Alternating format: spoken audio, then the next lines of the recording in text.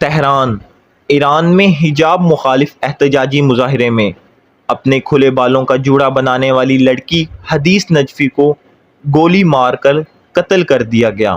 India Times کے مطابق 20 سالہ حدیث نجفی حالیہ دنوں پولیس کی زیر حراست قتل ہونے والی 22 سالہ لڑکی کی موت کے بعد شروع ہونے والے احتجاجی مظاہروں میں شریک تھی، جہاں اس نے دیگر کئی خواتین کی طرح سر پر اسکارف نہیں لے رکھا تھا۔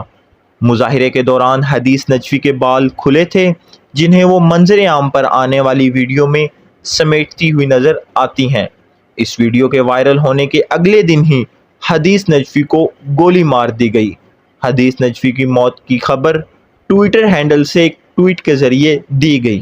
اس ٹویٹ میں بتایا گیا کہ حدیث نجفی اس 22 سالہ لڑکی کی موت کے حوالے سے احتجاج میں شرکت کے لیے تیاری کر رہی تھی جب انہیں گولیاں ماری گئیں۔